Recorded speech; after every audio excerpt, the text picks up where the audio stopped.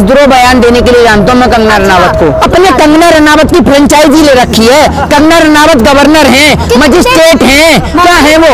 तो अगर रवि किशन ने विष्णु को अवतार बताया तो आप अपने घर में माँ लक्ष्मी बनाकर लेके जाइए और अपने घर में रखिए विष्णु को। हमारे देश के 56 इंच वाले प्रधानमंत्री की औकात नहीं कि वो चाइना पे जाके हमला करे। हमारे 56 इंच वाले प्रधानमंत्री की औकात नहीं कि अमेरिका से टक्कर ले, पाकिस्तान से ले। कि सत्ता की दलाली का जो फेविकॉल है ना वो गले में जम चुका है। अब प्रधानमंत्री जी अपनी माता जी से मिलने जाते हैं ना तो 10 कैमरामैन साथ में लेके जाते हैं और देखते हैं इधर से फोटो सही आ रही है या इधर से फोटो सही आ रही है। और पाप के घड़े फूटने की शुरुआत होगी उत्तर प्रदेश चुनाव से। अभी बाबा रामदेव के वो पौने 2 आंख वाला रामदेव है ना, उसकी जो कान में डालने की दवा वो अपने कान में डाली है। क्या आप तो मोदी जी की चाटुकारिता करती है, आप अपनाती हैं स्वदेशी को। अभी रिपब्लिक भारत वाले को मिलने वाला है थोड़े दिन में, देखिएगा, ठीक है ना, क्योंकि वो तो बहुत तेजी से करता है मोदी जी की दलाली।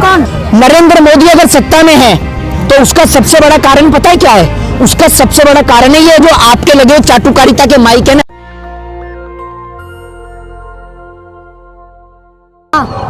ऐसा क्यों कहा है उन्होंने?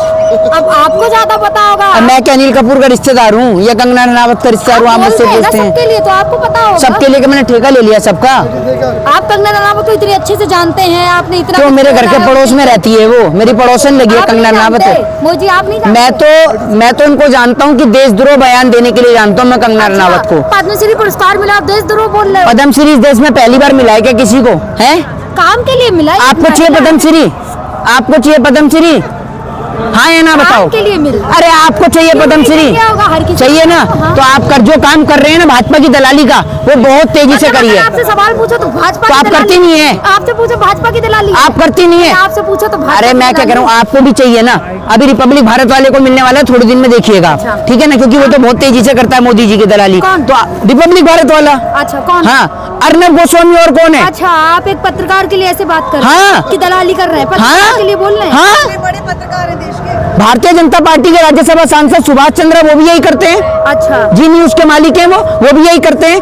आप क्या करते हैं? आप क्या करते हैं? हम मोदी जी का विरोध करते हैं क्योंकि मोदी जी गलत करते हैं। विरोध करने के लिए बने हैं ना? है केवल बीजेपी का विरोध करने के लिए बने। अब एक बात आप मुझे बताइए, अब बीजेपी सत्ता में तो बीजेपी का विरोध ना करके किसका विरोध करूं? एक बार मुझे ऑप्शन दे दो कि आप इसका विरोध करो, इससे सवाल करो, बताइए किससे करूं? लेकिन इतना बीजेपी का विरोध क्यों? आपको कोई तकलीफ? रवि किशन ने एक मिनट, आपकी रिश्तेदारी है बीजेपी से कोई? तो आपको तकलीफ किस बात की है? इतना विरोध क्यों करते हैं? आपको तकलीफ किस बात की है? भी तो है ना लोग, और भी लोगों का मुझे नहीं पता। आपको क्या बात की तकलीफ है आप मुझे बताइए। मुझे तो लग रहा है आपको तकलीफ है। नहीं है, आपकी बातों से लग रहा है। यहाँ इतने सारे लोग खड़े, मुझे लग रहा है आपको तकलीफ है। नहीं है तकलीफ। तो तकलीफ नहीं है तो आप क्यों करिए कि आप बीजेपी का विरोध करते हैं? मोदी जी को विष्णु का अवतार बताया है। तो अगर रवि किशन ने विष्णु का अवतार बताया तो आप अपने घर में माँ लक्ष्मी बनाकर लेके जाइए और अपने घर में रखिए विष्णु को। विष्णु जी ने माँ लक्ष्मी को छोड़ा था, है ये अपनी धर्मपत्नी को छोड़ चुके हैं। देश हित में आप अपने पिताजी से बोलिए अपनी माता जी को छोड़ देंगे। आपको देश से प्रेम नहीं है। अगर आपको देश से प्रेम है तो आप अपने पिताजी से कहिए। अब मोदी जी कहते हैं देश हित में तो। अब आप एक बात मुझे बताइए, आपको देश से प्रेम है या नहीं है ना? हाँ। आपके पिताजी देश से प्रेम करते हैं नहीं करते हैं? तो आपके पिताजी ने आपकी माता जी को छोड़ा या नहीं छोड़ा? क्यों नहीं छोड़ा? क्यों छोड़े? वो तो पर्सनल लाइन है ना, मोदी जी की पर्सनल। अब पर्सनल लाइन है ना। हाँ, तो हमने तो आपने कहा कि पर्सनल लाइन है, हम तो कह रहे हैं कि पर्सनल लाइफ है। तो आपने कहा कि मोदी जी ने देश हित में छोड़ा है, तो आप ये क्यों कहते हैं कि देश हित में अपनी घरवाली को छोड़ा है? मोदी जी खुद कहते हैं, बात हम नहीं कहते, मोदी जी खुद कहते हैं। अरे भैया, देश हित में नहीं छोड़ा उन्होंने, देश हित में कुछ नहीं छोड़ा। अरे मोदी जी ने देश हित में कुछ नहीं छोड़ा है। आप तो हर चीज में मोदी जी को देश हित में बता देते हैं। अगर उन्हें ये जो 600 से ज्यादा किसानों की जो जान ली है, ये भी देश हित में लिए क्या है? वो इसलिए लिए क्योंकि हमारी सरकार की औकात नहीं है। मैं कहता हूं हमारे देश के 56 इंच वाले प्रधानमंत्री की औकात नहीं कि वो चाइना पे जाके हमला करे। हमारे 56 इंच वाले प्रधानमंत्री की औकात नहीं कि अमेरिका से टक्कर ले, पाकिस्तान से ले। तो इसलिए वो हमारे ही मुल्क के नागरिकों के ऊपर लाठी और डंडे चलवाता है। मोदी जी तपस्वी है, तपस्या में क्या कमी रह गई थी? कौन सी तपस्वी है बताइए? किसानों के लिए वो तपस्या कर रहे थे। अरे भैया, वो पता नहीं कौन सी गुफा में जहां मर्जी जाके बैठ जाते हैं, उन्हें को खुद अता पता नहीं है मोदी जी का। और आपको एक बात बता दूं, मोदी जी किसानों को पिटवाते हैं तो सिर्फ इसलिए कि हमारी सरकार की औकात नहीं है कि वो चाइना पे अटैक करे। वरना आप ये देख लीजिए, नेपाल जो विश्व का सबसे गरीब देश है, वो हमारे देश की भूमि को कैप्चर करता है, लेकिन हमारे प्रधानमंत्री के मुंह से आवाज ही नहीं निकलती, क्योंकि सत्ता की दलाली का जो फेविकॉल है ना, वो गले में जम चुका है। समझ रहे हैं? फेविकॉल मरीन का मजबूत जोड़ जो पानी में भी नहीं टूटता, वो उनके गले में जम चुका है। मोदी जी ने कहा मुझे पावर नहीं चाहिए, मैं सेवा कर रहा हूँ। अरे तो सेवा करनी है तो अपनी माता जी की सेवा करो ना। अपनी बूढ़ी माँ को लाइन में लगा दिया, आप सेवा करोगे? हैं? अगर आपको इतना ही सेवा करने का शौक है तो आप अपनी माता जी की करिए। क्या इतने बड़े पीएम कार्यालय में उनकी माता जी के लिए एक कमरा नहीं है? जो आदमी अपनी माँ को अपने साथ नहीं रख रहा, वो सेवा करेगा? सुनिए, साथ में खाना तो खाना खाते हैं, रोज डेली साथ में खाना खाते हैं, डेली साथ में खाते हैं। अब प्रधानमंत्री जी अपनी माता जी से मिलने जाते हैं ना, तो 10 कैमरामैन साथ में लेके जाते हैं और देखते हैं इधर से फोटो सही आ रही है या इधर से फोटो सही आ रही है। प्रधानमंत्री है, इतना तो बनता है ना, कैमरामैन तो उनके आगे पीछे घूमेंगे ना। अरे तो प्रधानमंत्री जी हैं। प्रधानमंत्री जी हैं, एक बात है, प्रधानमंत्री जी की अकेले जी की माता जी की हैं, राष्ट्रपति भी हैं, ठीक है ना, और भी नेता, और अरे सुन तो लीजिए, सुनेंगे आप, अरे सुन तो लीजिए, और भी लोग हैं जिनकी माता जी हैं। तो देश के प्रधानमंत्री महोदय के अलावा और कोई तो अपनी माता जी के साथ फोटो शूट नहीं करवाता? क्यों नहीं करवाता भाई? प्रधानमंत्री जी हैं तो कैमरामैन तो उनके साथ घूमेगा ना, तो फोटो तो खींचेंगे। अरे तो प्रधानमंत्री के साथ ही कैमरा घूमेगा? वो तो पर्सनल लाइफ है उनकी, आप उनकी पर्सनल लाइफ पे इतना अरे तो पर्सनल लाइफ, अगर पर्सनल लाइफ है तो पर्सनल लाइफ को पर्सनल नहीं तो पर्सनल कहाँ कमी रह गई? क्या? कौन सी तपस्या में? कौन सी तपस्या में? किसानों के लिए तपस्या कर रहे हैं। तपस्या उन्होंने यही करी थी कि 650 किसानों को मौत के घाट उतरवा दें। यही तपस्या कर रहे थे वहां जाकर। जिस व्यक्ति को ये नहीं पता कि परिक्रमा लगाते में जूते पहने जाते हैं या खाली नंगे पैर चला जाता है, वो आदमी तपस्या करेगा? हैं? वो आदमी तपस्या करेगा? चलिए, मैं मोहित शर्मा का बाकआउट करता हूँ मोदी जी के खिलाफ। हाँ, बिल्कुल बिल्कुल जी। चलिए, अगर आप इतनी बात कर रहे हैं मोदी जी की, लेकिन अगर जेवर में देखिए जाके, हाँ, इंटरनेशनल एयरपोर्ट का, अरे जनता के जेवर उतरवा के वो जेवर एयरपोर्ट इन्होंने बनवाया है। आप एक बात बताइए, अगर कोई भी व्यक्ति, आपसे महिला है, आपसे सवाल नहीं पूछ के मैं पूछता हूँ, आप एक बात बताइए, आपको ऊपर की शर्ट पहले जरूरी है, नीचे की पैंट? पहले पैंट जरूरी है ना। हाँ। शर्ट मिले ना तो भी आदमी घर से बाहर निकल सकता है। हमारे पास खुद की एयरलाइंस है? बताइए, नहीं है ना। तो जब एयरलाइंस नहीं है तो एयरपोर्ट का क्या करेंगे? रोजगार तो देंगे ना। उन्होंने खुद कहा है जेवर में 1 लाखों लोगों को रोजगार देंगे जेवर में। जैसे लाखों लोगों के पास में वो आ रहे थे 15-15 लाख रुपए, जैसे लाखों लोगों को वो 100 स्मार्ट सिटी मिल रही थी, 2 करोड़ लोगों को रोजगार, नहीं जो 2 करोड़ लोगों को रोजगार मिल रहा था। आप इतना विरोध कर रहे हो, फिर भी आप त्रिपुरा के निकाय चुनाव का रिजल्ट देख लो, 334 में से 329 सीटों पे जीत गई है बीजेपी, निर्विरोध जीती है। देखिए, वो जीती है, निर्विरोध जीती है, कोई बात नहीं। अभी इनका समय है, समय का जितना दुरुपयोग कर सकते हैं, लेकिन इनका जो पाप का घड़ा है ना, वो भी भरता जा रहा है, और पाप के घड़े फूटने की शुरुआत होगी उत्तर प्रदेश चुनाव से। ये तो आपको 5 राज्यों के जो चुनाव है ना, उत्तर प्रदेश के, उत्तराखंड के, पंजाब के, यहाँ से इनका पाप का घड़ा फूटना शुरू होगा। तो कहते हैं मैं युवा के लिए काम कर रहा हूँ। किसके लिए? युवाओं के लिए, देश के लिए। अरे भैया, कौन से युवाओं के लिए? मोदी, अगर आज प्रधानमंत्री जी की बात की जाए, आज उन्होंने फिर गरीबों की बात की है। वही जो अनाज मिलता था फ्री, अब मार्च तक मिलेगा फ्री। अच्छा, हाँ, गरीब लोगों की बात। आप एक बताइए, गरीब है कहाँ? मुकेश अंबानी गरीब है, टाटा बिरला गरीब है, अडानी गरीब है। आपसे पूछा अनाज मिला, आपने कहा गरीब को मिला। फिर एक मिडिल क्लास आदमी से पूछा, उसने कहा गरीब को मिला। ये गरीब है कहाँ? रहता कहाँ ये गरीब? आयोग की रिपोर्ट पे उत्तर प्रदेश तीसरे नंबर पे आ रहा है गरीबी में। अरे भैया, नीति आयोग की रिपोर्ट है या किसी की भी, आपने तो कहा कि गरीब को राशन मिल रहा है। हाँ। आप बताइए ना, ये गरीब है कहाँ? रहता कहाँ ये गरीब? उत्तर प्रदेश में 9 करोड़ गरीब है।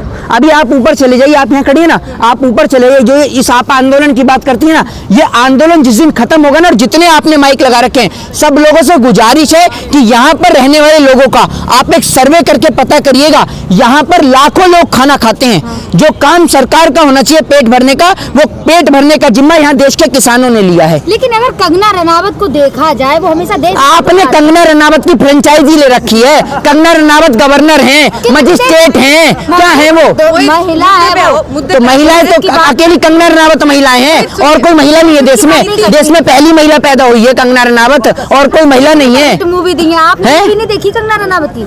आप मूवी नहीं देखते कंगना? जितना आदमी कपड़े नहीं बदलता उससे ज्यादा तो ये लोग आदमी बदल देते हैं। आप देखिए हिट हो चाहे सुपर हिट हो, है कहना क्या चाहते हैं? अरे जो मैं कहना चाहता हूँ वो पूरे देश समझ गया, आप नहीं समझेंगे क्योंकि आप मोदी जी के कानों से सुनते हैं। आप भी बाबा रामदेव के वो 2.25 आंख वाला रामदेव है ना, उसकी जो कान में डालने की दवा वो अपने कान में डालिए, ठीक है ना, फिर आपको ठीक लगेगा। बाबा रामदेव भी तो नजर नहीं आ रहे ना आजकल कहीं। उन्हों की आंख में डालने की दवा खत्म हो गई होगी, जो आंख में डालने की आई ड्रॉप है वो आप डाल के लगा के लेके आइए, बुलाकर उन्हें अभी देंगे फिर ऊट पटांग बयान कोई ना कोई, और आप उनको लैम्पलाइट में लेके आइएगा। हाँ, कितनी तो बात करते हैं स्वदेशी को अपनाइए और आप बात कर रहे हैं। आप स्वदेशी को अपनाती हैं? आप अपनाती हैं स्वदेशी आप को? अपनाते हैं? अरे मेरी बात आप बताइए ना। आपने उनकी बताई ना, आपने स्वदेशी को अपनाती है। आप तो मोदी जी की चाटुकारिता करती है, आप अपनाती हैं स्वदेशी हाँ, को? हम पतंजलि यूज करते हैं। अब कौन? आप स्वदेशी को अपनाती हैं? हाँ। ये माइक कौन सी कंपनी का है बताइए? अरे बोलिए ना, मोबाइल बताओ। बताइए। ये मोबाइल स्वदेशी है आपका है? लेकिन प्रोडक्ट तो यूज करते हैं ना पतंजलि के। कौन से? तो मतलब पतंजलि का आप प्रोडक्ट यूज कर रहे हैं तो आप स्वदेशी हो गए। कहते हैं ना बाबा अब रामदेव। पतंजलि से तो बाबा रामदेव की जेब में पैसा आ रहा है। अगर आपको स्वदेशी यूज ही करना है तो आप देश के किसान से डायरेक्ट खरीदिए अनाज, क्यों नहीं खरीदते? आपने अभी कभी आपने अपना ये मार्ट को छोड़कर मॉल को सुनिए, अरे सुन तो लीजिए, सरकार जो कानून बना रही थी उसमें भी अरे तो ये सुन था तो डायरेक्ट लीजिए, खरीदिए। मेरे कहने का मतलब आप सुनेंगी। डायरेक्ट का मतलब ये नहीं है कि किसान, आपको पता है किसान का गेहूं कितने रुपए किलो बिकता है? पता है आपको? टमाटर कितने रुपए किलो बिकता है? आपको आलू जो है वो फ्रेश आलू जो है वो जहां से आप मार्ट से खरीदती हैं, ठीक है ना, मार्ट में आपको आलू मिलेगा 20 रुपए किलो, 30 रुपए किलो, 50 रुपए किलो। इस किसान को आलू 2 रुपए किलो ही खरीदा जाता है, कभी इससे ऊपर नहीं खरीदा जाता। यही कारण है कि इसको आत्महत्या करनी पड़ती है। और आपको एक बात बता दूं, नरेंद्र मोदी अगर सत्ता में है तो उसका सबसे बड़ा कारण पता है क्या है? उसका सबसे बड़ा कारण है ये जो आपके लगे हुए चाटुकारिता के माइक है ना, ये सबसे बड़ा कारण है। चलिए लास्ट सवाल पूछती हूँ। मोदी जी भी नहीं जानते होंगे कि उनके इतने फायदे, लेकिन जितने आप गिना देते हैं। लास्ट सवाल पूछती हूँ, सत्ता में 2022 के चुनाव में कौन सी पार्टी आ सकती है? आप इतना विरोध करते हैं बीजेपी आपको तो तकलीफ हो जाएगी, मैंने मना कर दिया कि मोदी जी तो आएंगे नहीं, आपको दर्द हो गया होगा। जिस तरीके से एक पिता के सामने ठीक उसके बेटे की बुराई कर दी जाए ना, या बेटे के सामने उसके पिता की बुराई कर दी जाए तो बेटे को तकलीफ हो जाती है। ठीक उसी प्रकार देश के चाटुकार पत्रकारों के सामने अगर नरेंद्र मोदी जी की बुराई कर दी जाए या सत्ता से सवाल कर लिए जाएं तो पत्रकारों को इतनी तकलीफ और मिर्ची हो जाती है, पता नहीं क्या दिक्कत है। सारी गलतियां तो नहीं हो सकती ना। प्रधानमंत्री है, 4 कमियां हैं, 4 अच्छाइयां भी होंगी। अगर हम अच्छाइयां गिनवा देते तो आपको तो आप एक बार आप अच्छाइयां गिनाइए। आज आप इधर आ जाइए, आप थोड़े से चाचा इधर आ जाइए, आप आ जाइए, आप अच्छाइयां गिनाइए सामने आकर, आप 4 अच्छाइयां गिनाइए, गिनाइए 4 अच्छाइयां। वही आपसे सवाल कर रही थी कि अरे आप मेरे से 9 करोड़ सुनिए, 9 करोड़ उत्तर प्रदेश में गरीब है नीति आयोग की रिपोर्ट के मुताबिक, लेकिन 15 करोड़ गरीबों को मोदी जी राशन, योगी जी राशन दे रहे हैं। ये कहाँ से आ रहा है ये आपके पास आंकड़ा? नीति आयोग ने दिया है। नहीं, आप एक बात मुझे बताइए, नीति आयोग को चलाता कौन है? प्रधानमंत्री है? प्रधानमंत्री की देश की गवर्नमेंट चलाती है ना। गवर्नमेंट किसकी है इस टाइम पे? मोदी जी की। मोदी जी की। तो एक बात आप मुझे बताइए, आप इस चैनल में काम करती हैं, आपके चैनल का नाम है बहुजन टीवी। आप बताएंगी कि आपके चैनल की क्या खामियां हैं? बताएंगी आप किसी को? नहीं बताएंगी ना, क्योंकि अगर आप बताएंगी तो आपको बाहर कर दिया जाएगा। सुनिए, यही आज देश की स्थिति है। यही आज सुनिए, यही आज देश की स्थिति है कि सब कुछ पॉलिश करके आपको दिखाया जाता है कि सब कुछ देश में अच्छा है, जबकि कुछ भी अच्छा नहीं है। जो देश की सरकार एक पेपर लीक को नहीं संभाल सकती, जो देश की सरकार एक पेपर नहीं संभाल सकती, वो देश की सरकार देश को संभालेगी। लीक तो पहले हैं? हो गया, अरेस्ट हो गया ना। अरे भाई, अरेस्ट हो गया। आपने अरेस्ट करके क्या कर लिया? वो बच्चे जो रेलवे स्टेशन के बाहर सो रहे थे, जिन्होंने एग्जाम दिया, पेपर दिया, उनके लिए आप क्या कहेंगे?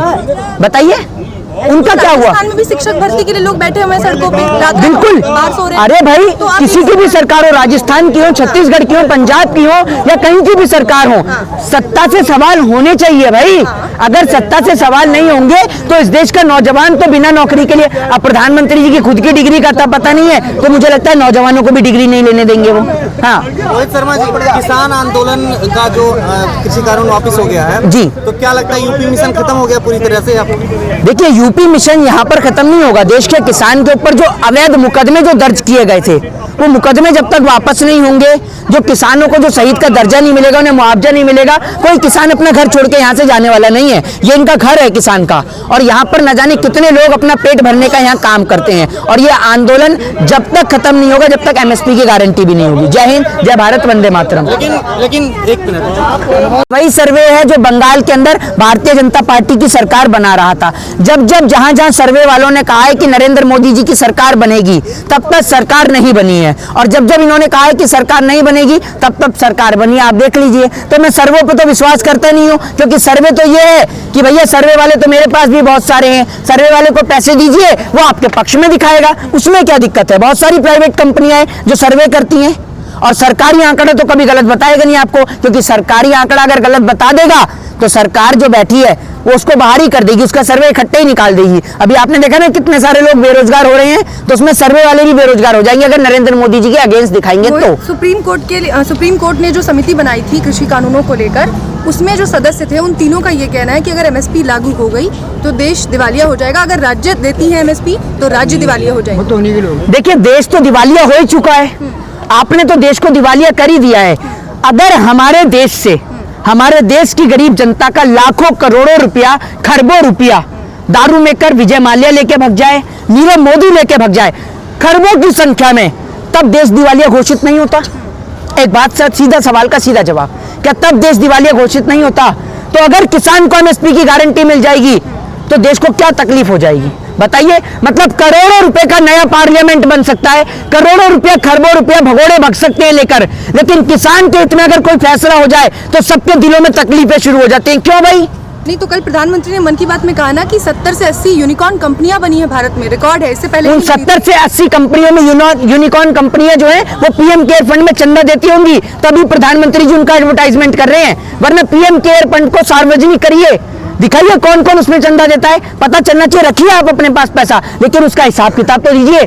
आप अगर भले ही आप कोई कंपनी बनाइए और आप उसका पैसा पीएम केयर फंड में डालिए, अगर आपकी कंपनी गलत भी होगी तो सरकार की नजर में अच्छी होगी, क्योंकि आप पीएम केयर फंड में चंदा दे रही हैं। आप अडानी अंबानी को टारगेट करते रहते हैं, अडानी दिन पे दिन ग्रोथ कर रहे हैं, नंबर 1 पे पहुंच गए हैं। तो हमें क्या करना है? हमें तो इस किसान के ऊपर बात करनी है ना। इस देश के गरीब ने क्या पाया? अगर ये आंदोलन खत्म भी हो जाएगा तो किसान यहाँ से क्या लेके जाएगा? किसान यहाँ से शहादत नहीं, किसान यहाँ से शहादत लेके गया है, और किसान चाहता है कि वो अपना जो बकाया, जो कर्जा है वो माफ हो, किसान के ऊपर जो अवैध मुकदमे हैं वो माफ हो, जिन्हों को अवैध रूप से बंद किया गया उनको छोड़ा जाए, जिन्हों को बेफिजूल में जो बंद किया गया था, मुकदमे लगाए गए थे, या फिर जिनको संपत्ति को जब्त कर लिया गया उनकी संपत्ति को छोड़ा जाए। जो भी किसानों की जो तकलीफ है उनको मांग को पूरा किया जाए, क्योंकि वरना किसान यहाँ से कुछ पाकर नहीं गया, लेकिन खो के बहुत कुछ किया है। कोई अपना पिता खो गया, कोई अपना बेटा खो गया, कोई अपना भाई खो गया। आखिरी सवाल, त्रिपुरा में इतनी हिंसा हुई, आगजनी हुई, मस्जिदों को जलाया गया, सांप्रदायिकता को भड़काया गया, लेकिन उसके बाद भी बीजेपी जीत गई है। बीजेपी ने जो लोगों को धर्म की अफीम चटा रखी है, वो धर्म की अफीम का नशा लोगों के दिमाग से तब उतरेगा जब लोग देश की हकीकत को समझेंगे। जिस दिन भारतीय जनता पार्टी इस देश की सत्ता की कुर्सी से जाएगी तब लोगों को पता चलेगा कि आज देश किस स्थिति से जूझ रहा है। तो लोगों से निवेदन है कि लोगों को समझना चाहिए और अपने बच्चों के बेहतर फ्यूचर के लिए, भविष्य के लिए ऐसी सरकार को वोट नहीं देना चाहिए। जय हिंद, जय भारत, वंदे मातरम। जी, कि मेरठ से यहाँ पर, मेरठ से गोरखपुर तक जाल फैला था, यूपी टीईटी की परीक्षा जो हुई थी उसमें लोग गिरफ्तार हो रहे हैं। क्या लगता है कि योगी आदित्यनाथ सरकार फेल रही है इस तरीके से परीक्षा नहीं हो पा रही? सरकार हर चीज में फेल रही है। सरकार के टाइम पे चाहे वो मेडिकल का हो, चाहे टेट का हो, हर एक परीक्षा लीक होती है। सरकार कुछ भी नहीं संभाल पाती। सरकार देश क्या संभालेगी जब वो पेपर नहीं संभाल पाती? चाहे वो राफेल के पेपर हो, चाहे वो टेट के पेपर हो, कोई से भी पेपर सरकार नहीं संभाल पाती। तो ऐसी सरकार को हमें और आपको बदलना चाहिए। जय हिंद, जय भारत, वंदे। नेशनल दस्तक की आपसे गुजारिश है कि अगर इसको बचाना चाहते हैं तो नेशनल दस्तक को सब्सक्राइब करने के लिए रेड कलर के सब्सक्राइब बटन को दबाएं, फिर बेल आइकन की घंटी दबाएं। नेशनल दस्तक को बचाने के लिए बहुत जरूरी है कि हर खबर को शेयर करें, लाइक करें, कमेंट जरूर करें।